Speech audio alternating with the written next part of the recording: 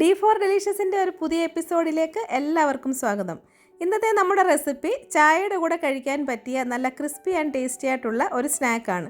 ശരിക്കും ഇത് ഒരു മൗറീഷ്യൻ സ്നാക്കാണ്. മൗറീഷ്യൻ ലാംഗ്വേജിൽ ഇതിനെ ഗാത്തോ പീമ എന്ന് വിളിക്കും. ഗാത്തോ എന്ന് പറഞ്ഞാൽ സ്നാക്ക് എന്നും പീമ എന്ന് പറഞ്ഞാൽ മുളക് എന്നുമാണ് അർത്ഥം. മൊത്തത്തിൽ മുളക് ചേർത്ത സ്നാക്ക്, അതാണ് മീനിങ്. അപ്പോൾ വളരെ ടേസ്റ്റി ആയിട്ടുള്ള ഈ സ്നാക്ക് എങ്ങനെയാണ് പ്രിപ്പയർ ചെയ്യുന്നതെന്ന് നമുക്ക് നോക്കാം. ഗാത്തോ പീമ ഉണ്ടാക്കാനായിട്ട് ഞാനിവിടെ 1 കപ്പ് പരിപ്പാണ് എടുത്തേക്കുന്നത്. ഇത് നമ്മൾ പരിപ്പോടെ ഉണ്ടാക്കാൻ ഉപയോഗിക്കുന്ന പരിപ്പാണ്. സാധാരണ എല്ലാ കടകളിലും ഇത് വാങ്ങാൻ കിട്ടും. നിങ്ങൾക്ക് കിട്ടിയില്ലെങ്കിൽ കടലപ്പരിപ്പ് വെച്ച് വേണമെങ്കിൽ ഇത് ഉണ്ടാക്കാം. എന്നാലും നല്ല ക്രിസ്പി ആയിട്ടൊക്കെ കിട്ടണമെങ്കിൽ ഈ ഒരു പരിപ്പ് തന്നെ യൂസ് ചെയ്യുന്നതായിരിക്കും നല്ലത്. ഇപ്പോൾ കണ്ടില്ല, ഇതാണ് യെല്ലോ സ്പ്ലിറ്റ് പീസ് എന്ന് പറയുന്ന പരിപ്പാണ് ഇവിടെ എടുത്തേക്കുന്നത്. അതായത് നമ്മുടെ പട്ടാണിയുടെ പരിപ്പാണിത്. എടുത്തു വെച്ചിരുന്ന പരിപ്പ് നമുക്കൊരു ബൗളിലേക്ക് ഇട്ട് കൊടുക്കാം.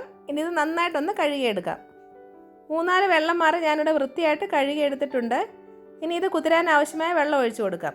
അപ്പം നെകയ്ക്കും അല്പം മുകളിലേക്ക് വെള്ളം ഒഴിച്ചു കൊടുക്കണം. കാരണം ഇത് കുതിർന്ന് വരുമ്പോൾ അല്പം കൂടി ഇത് വീർത്ത് വരുമല്ലോ. അപ്പോൾ അതിനുള്ള സ്പേസ് കൂടി വേണം. ഇനി അടച്ച് വെക്കാൻ ഒരു 4 മണിക്കൂർ നേരം വെയിറ്റ് ചെയ്യാം. ഇപ്പോൾ ഇവിടെ 4 മണിക്കൂർ കഴിഞ്ഞു. ഇതിവിടെ നന്നായിട്ട് കുതിർന്ന് കിട്ടിയിട്ടുണ്ട്. ഇതിൻ്റെ വെള്ളമൊക്കെ ഒന്ന് കളഞ്ഞ ശേഷം ഒരു സ്ട്രെയിനറിലേക്ക് മാറ്റാം. സ്ട്രെയിനറിൽ വെച്ച് ഇതിൻ്റെ വെള്ളം പൂർണ്ണമായിട്ടും മാറ്റിയെടുക്കണം.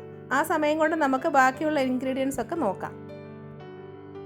ഞാനിവിടെ 2 തണ്ട് ഉള്ളിയുടെ ഇല എടുത്തിട്ടുണ്ട്, അതായത് സ്പ്രിംഗ് ഒനിയൻ. പിന്നെ വേണ്ടത് ഒരു ചെറിയ സവാളയും 3 പച്ചമുളകും.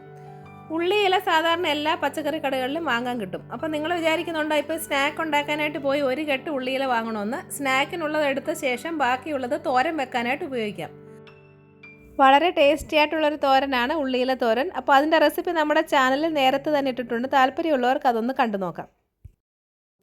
ഉള്ളിയുടെ ഇലയുടെ മണ്ണൊക്കെ കളഞ്ഞ് കഴുകി വൃത്തിയാക്കി അതിൻ്റെ വെള്ളമയൊക്കെ തുടച്ച് മാറ്റി ഞാനിവിടെ വെച്ചിട്ടുണ്ട്. ഇത് വളരെ ചെറിയ കഷ്ണങ്ങളായിട്ടൊന്ന് അരിഞ്ഞെടുക്കണം. അതുപോലെ തന്നെ ഇവിടെ വെച്ചിരിക്കുന്ന സവാളയും പച്ചമുളകും കൂടി ചെറുതായിട്ട് അരിഞ്ഞ് മാറ്റി വെക്കാം.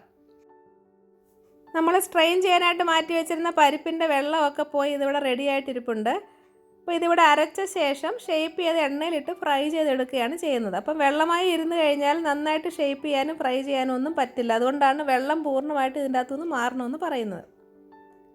പരിപ്പിൻ്റെ പകുതി ഭാഗം ഞാനിവിടെ മിക്സിയുടെ ജാറിലേക്ക് ഇട്ട് കൊടുത്തു. ബാക്കി ഭാഗം നമുക്ക് രണ്ടാമത്തെ ബാച്ചിൽ അരച്ചെടുക്കാം. ഇനി ഇതിലേക്ക് 2 വറ്റൽമുളകും ഒരു വലിയ അല്ലി വെളുത്തുള്ളിയും ചേർത്ത് കൊടുക്കാം. ചെറിയ അല്ലി വെളുത്തുള്ളി ആണെങ്കിൽ 3 അല്ലികൾ വരെ ചേർക്കാം. അതുപോലെ തന്നെ എരിവ് കുറവ് മതിയെങ്കിൽ 1 വറ്റൽമുളക് ചേർത്താൽ മതി. ചെറുതായിട്ട് അരിഞ്ഞ ശേഷം മിക്സിയുടെ ജാറിലേക്ക് ഇട്ട് കൊടുക്കാം. ഇനി ഇതിലേക്ക് 1/4 ടീസ്പൂൺ ജീരകം കൂടി ചേർത്ത് കൊടുക്കാം, അതായത് ചെറിയ ജീരകം. ഇനി ഇത് നമുക്ക് പൾസ് മോഡിലിട്ടൊന്ന് ക്രഷ് ചെയ്തെടുക്കാം. ഒരുപാട് സ്മൂത്തായിട്ട് അങ്ങ് അരഞ്ഞു പോകരുത്. അപ്പോൾ ഇളക്കിയിട്ട് നന്നായിട്ടൊന്ന് ക്രഷ് ചെയ്തെടുക്കണം. തരിതരിപ്പായിട്ട് ഈ രീതിയിൽ അരച്ചെടുക്കുക. ഇനി ഇതൊരു ബൗളിലേക്ക് മാറ്റാം. ബാക്കിയുള്ള പരിപ്പ് കൂടി മിക്സിയുടെ ജാറിലേക്ക് ഇട്ട് കൊടുത്ത് ഈ രീതിയിൽ തന്നെ തരിതരിപ്പോട് കൂടി ഒന്ന് അരച്ചെടുക്കണം. അതും നമുക്ക് ബൗളിലേക്ക് ഇട്ട് കൊടുക്കാം. ഇനി ഇതിലേക്ക് നേരത്തെ അരിഞ്ഞ് മാറ്റി വെച്ചിരുന്ന സവാളയും പച്ചമുളകും സ്പ്രിംഗ് ഒനിയനും കൂടി ചേർത്ത് കൊടുക്കാം.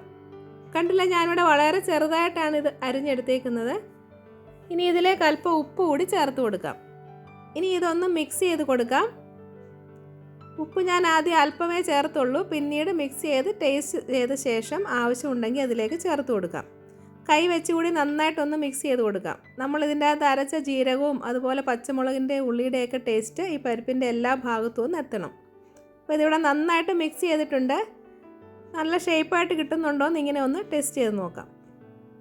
അപ്പോൾ ഇതുപോലെ ഒരു നുള്ളെടുത്ത ശേഷം വിരൽ വെച്ച് നന്നായിട്ടൊന്ന് പ്രസ് ചെയ്താൽ മതി. അതാണ് ഇതിൻ്റെ ഒരു ഷേപ്പ്. റൗണ്ട് ഷേപ്പൊന്നും ആക്കേണ്ട ആവശ്യമില്ല. ഇനി ഒരു ചീനച്ചട്ടി അടുപ്പിലേക്ക് വെച്ച് അത് ചൂടായി വരുമ്പോഴേക്കും അതിലേക്ക് ഫ്രൈ ചെയ്യാൻ ആവശ്യമായ എണ്ണ ഒഴിച്ചു കൊടുക്കാം. ഞാനിവിടെ കുക്കിംഗ് ഓയിലാണ് യൂസ് ചെയ്തേക്കുന്നത്. എണ്ണ ചൂടായെന്നറിയാനായിട്ട് ഇതിൻ്റെ അകത്തുനിന്ന് ഒരല്പം എടുത്ത് എണ്ണയ്ക്കകത്തേക്ക് ഇട്ട് കൊടുക്കാം. അത് നന്നായിട്ട് പെട്ടെന്ന് പൊങ്ങി വരുന്നെങ്കിൽ എണ്ണ ചൂടായെന്നാണ് അർത്ഥം.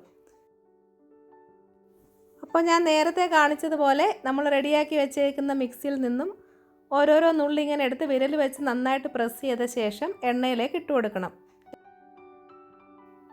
മീഡിയം ഫ്ലെയിമാണ് നമ്മളിവിടെ ഇട്ടേക്കുന്നത്. 2-3 മിനിറ്റ് നേരം ഇത് അനക്കാതെ ഇങ്ങനെ തന്നെ ഒന്ന് ഇട്ടേക്കണം. അപ്പോൾ അത് മുകളിലേക്കൊന്ന് പൊങ്ങി വരും. ആ സമയത്ത് ചെറുതായിട്ടൊന്ന് ഇളക്കിയിട്ട് കൊടുക്കണം. മീഡിയം ഫ്ലെയിമിലിട്ട് തന്നെ ഫ്രൈ ചെയ്തെടുക്കണം. കാരണം ഇതിൻ്റെ അകം നന്നായിട്ട് വെന്ത് കിട്ടണം. ഇടയ്ക്കിടെ ഇങ്ങനെ ചെറുതായിട്ടൊന്ന് മിക്സ് ചെയ്ത് കൊടുത്താൽ മതി. അത് നന്നായിട്ട് തന്നെ ഫ്രൈ ആയി വന്നുകൊള്ളും. ഇപ്പോൾ ഇതിൻ്റെ കളറൊക്കെ ഏകദേശം മാറി വരുന്നുണ്ട്. ഇടയ്ക്കിടെ ഇങ്ങനെയൊന്ന് മിക്സ് ചെയ്ത് കൊടുത്ത് നന്നായിട്ട് ഫ്രൈ ചെയ്തെടുക്കണം. ഇപ്പോൾ ഇതിൻ്റെ കളർ മാറി നല്ലൊരു ബ്രൗൺ കളറിലേക്കായിട്ടുണ്ട്. നമുക്കിനി ഒരു ബൗളിലേക്ക് ഇത് കോരി മാറ്റാം. ഫുള്ളായിട്ട് ഞാനിവിടെ കോരി മാറ്റി. അതുപോലെ തന്നെ ഇനി ബാക്കി ഇരിക്കുന്ന മിക്സ് കൂടി ഇതുപോലെ ഫ്രൈ ചെയ്തെടുത്താൽ മതി. അപ്പോൾ ഫുള്ളായിട്ട് ഞാനിവിടെ ഫ്രൈ ചെയ്തെടുത്തിട്ടുണ്ട്. ഇത് നല്ല ക്രിസ്പിയുമാണ്, നല്ല ടേസ്റ്റുമാണ്. അപ്പോൾ തീർച്ചയായിട്ടും നിങ്ങളിതൊന്ന് ട്രൈ ചെയ്ത് നോക്കുക.